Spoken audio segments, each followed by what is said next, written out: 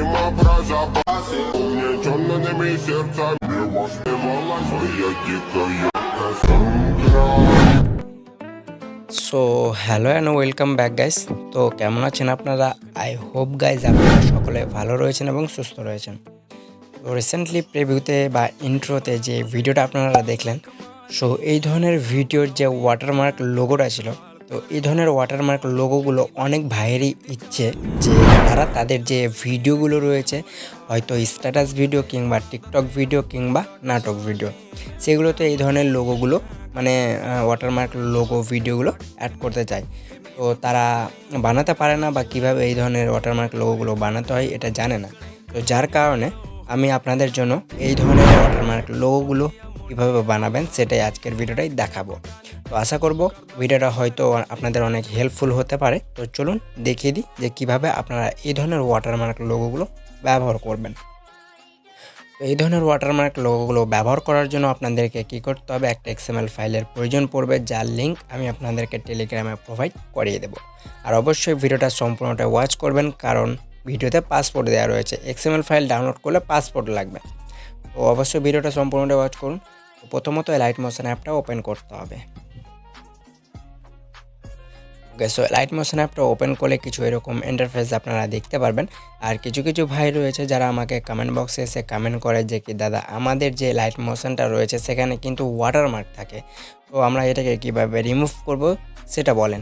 তো আমি আপনাদেরকে একটাই কথা বলবো যে কি আপনারা সরাসরিভাবে আমার টেলিগ্রাম গ্রুপে যাবেন, দেন সেখানে আমি একটা মানে ভার্সন বা লাইট মোশনের মোড এপিকে দিয়ে দিয়েছি, সেখান থেকে ডাউনলোড করে নেবেন, কোনো রকমের লোগো থাকবে না। ওকে, তো ডাউনলোড করার পর ইনপুট কীভাবে করবেন সেটা দেখিয়ে দিচ্ছি।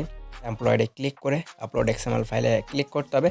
ক্লিক করার পর যেটা মানে ডাউনলোড করবেন সেখানে ক্লিক করলেই মানে ইনপুট হয়ে যাবে। আর অবশ্যই কিন্তু মানে মোবাইলের ইন্টারনেটটা অন রাখবেন। আর আপনারা রিসেন্টে থাকবেন, যদি ডাউনলোড ফোল্ডারে যান তো ডাউনলোড যদি করেন তো ডাউনলোড ফোল্ডারে যাবেন। আর রিসেন্টে করলে রিসেন্ট মানে এক্ষুনি ডাউনলোড করলে সেটা এখানে শো হয়ে যাবে। তো ব্যাক করে নেবেন, তো ইনপুট হয়ে যাবে। ইনপুট হয়ে যাওয়ার পর সেই ওয়াটারমার্কটা ওপেন করবেন। ওপেন করলে কিছু এরকম ইন্টারফেস দেখতে পারবেন। তো কিছু ফন্ট আপনাদের মিসিং থাকবে। এখানে প্রথমে পপ আপ মেসেজ দিয়ে একটা মানে অপশান চলে আসবে, তো ওকে অপশানে ক্লিক করবেন। ক্লিক করলে এই যে দেখুন, এই যে দেখতে পাচ্ছেন খুব সুন্দর লাগছে।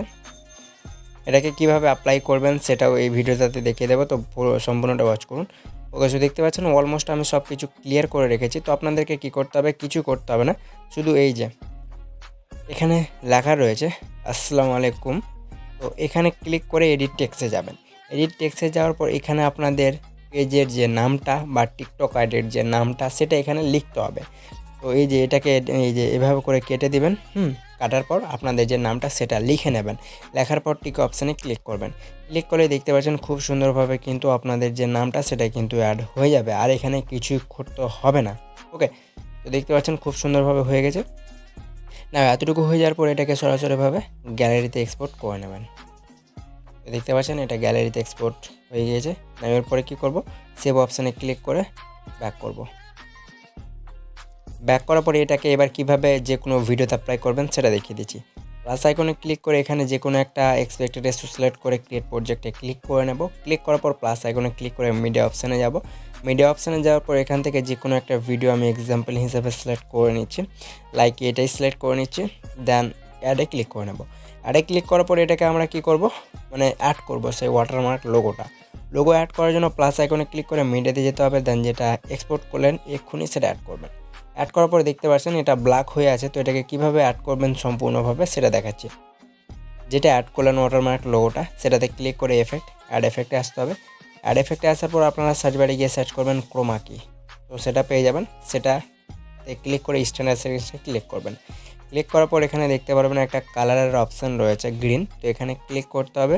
ক্লিক করার পর এখানে দেখতে পাচ্ছেন আপনাদের ওয়াটারমার্ক লোগোর ব্যাকগ্রাউন্ড কি ব্ল্যাক, তো আমরা ব্ল্যাক সিলেক্ট করব। সিলেক্ট করলে দেখতে পাচ্ছেন আমাদের যে মানে ওয়াটারমার্কের ব্যাকগ্রাউন্ড ছিল সেটা কিন্তু অলমোস্ট রিমুভ হয়ে গেছে। তো এটাকে খুব সুন্দরভাবে অ্যাডজাস্ট করার জন্য এর থ্রেশহোল্ড যেটা রয়েছে এটাকে বাড়িয়ে দেবো। তারপরে ফেদারটা কিছুটা কমে নেব।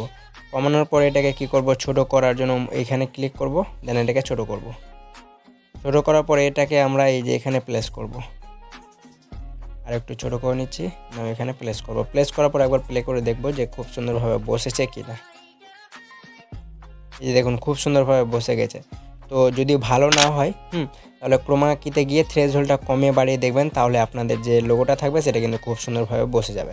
তো এইভাবে করেই গাইজ আপনারা কিন্তু এই ধরনের ওয়াটারমার্ক লোগোগুলো খুব সহজে আপনারা এডিট বা অ্যাড করে নিতে পারবেন। তো আশা করবো আজকের ভিডিওটা ছিল এই পর্যন্তই। সো দেখা হচ্ছে নেক্সট কোনো পরবর্তী ভিডিও নিয়ে। ততক্ষণের জন্য আপনাদের সময় ভালো কাটুক, সুস্থ কাটুক।